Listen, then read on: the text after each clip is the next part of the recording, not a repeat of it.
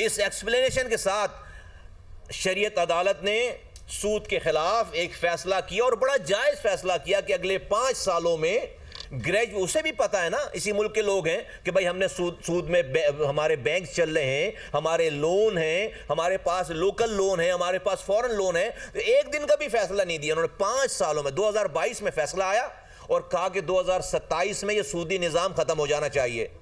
उस फैसले के खिलाफ 16 बैंक्स इसी सुप्रीम कोर्ट के एपेलेंट बेंच में जाकर उन्होंने अपील दायर कर दी।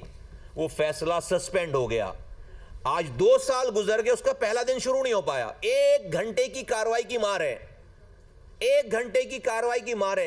एपेलेंट सुप्रीम कोर्ट के एपेलेंट बेंच में बेंच बने और फैसला हो जाए कि भाई ये कुरान के बाद, अल्लाह की किताब के बाद अब कोई, ये इस्लामी जमहूरिया पाकिस्तान है जिसका प्रियम्बल है कि अल्लाह और अल्लाह की हाकिमियत है, उसकी सुपरमेसी होगी। जुल्फ़िकार अली भुट्टो ने 1973 के आइन में आर्टिकल 38F लिखा है कि रिबा will be eliminated as soon as possible. 51 साल हो गए, एज सून एज पॉसिबल ही खत्म होके नहीं दे रहा। और वो सुप्रीम कोर्ट जहां पर हर जजेस को कोई तकलीफ पहुंचे, जजेस की हुकूक की पामाली हो रही है, एक खत पे सो मोटो एक्शन हो गया। अल्लाह के हुकूक की पामाली हो रही है, अल्लाह और उसके रसूल से जंग पर आमादा है, वहां पर कानों पे जूं नहीं निकल रही, वहां पर कोई तकलीफ नहीं हो रही। एक दिन के फैसले की मार है। एक दिन में एपेलेंट बेंच बनती और ये फैसला, सारी अपीलें रिजेक्ट हो जाती और ये सूदी निज़ाम अगले 5 सालों में ख़त्म। हम कैसे कह सकते हैं कि हम तरक्की करेगा ये मुल्क? हम ये नौज़ुबिल्लाह ये कह रहे हैं कि अल्लाह और उसके रसूल, अल्लाह कह रहा है कि मैं तुम्हें मिटा के रहूंगा और हम कह रहे हैं हम तरक्की करेंगे। इसका मतलब है नौज़ुबिल्लाह अल्लाह पाकिस्तान में आकर हमसे हार जाएगा, अल्लाह और उसका रसूल नौज़ुबिल्लाह पाकिस्तान में आकर हमसे जंग हार जाएगा, हम उससे ज्यादा ताकतवर हैं नौज़ुबिल्लाह। तो कोई सो मोटो एक्शन नहीं है, कोई सो मोटो नहीं है। इस वाली अपील पड़ी भी दो, जजेस को कोई प्रॉब्लम हो गई है तो फौरन जो है वो हर हुकूक, अच्छा भाई होने चाहिए, उनको भी प्रॉब्लम नहीं होनी चाहिए, लेकिन प्रायोरिटी तो तय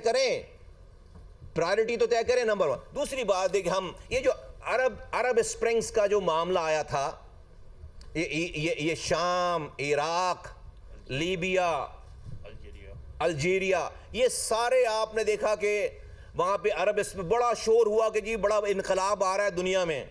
आज हशर देखें उन मुल्कों का क्या हशर है। आज खाना जंगियों में लाखों लोग मर गए, शहीद हो गए, लाखों लोग, करोड़ों लोग दरबदर हो गए। आज हशर देखें लीबिया का, आज हशर देखें शाम का, आज हशर देखें इराक का।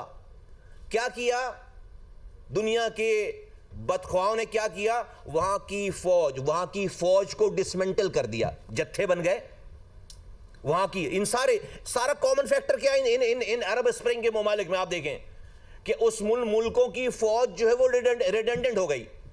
जब फौज रिडंडेंट हो गई तो जत्थे बन गए और मुल्क में खाना जंगी शुरू हो गई।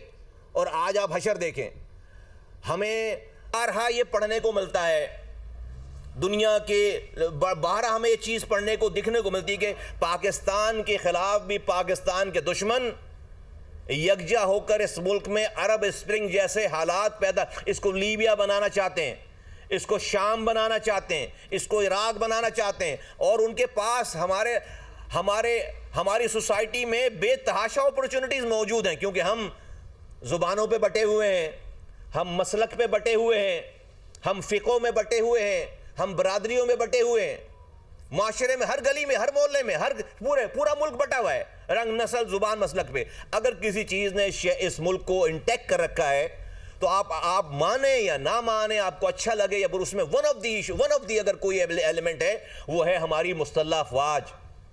आप उसके ऊपर तनकीद कर सकते हैं, आप उनके ऊपर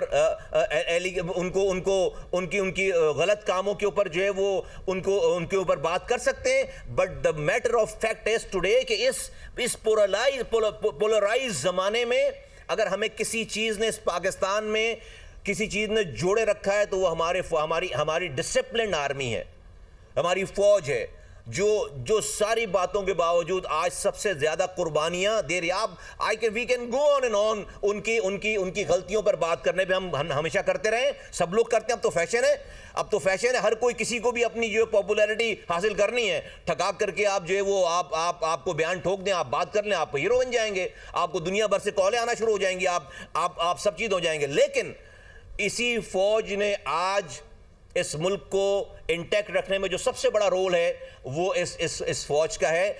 आज हमें ये लग रहा है कि आज जिस तरह से इदारे एक दूसरे हमलावर हुए एक दूसरे के ऊपर, अब तो बिल्कुल डायरेक्ट हो गए।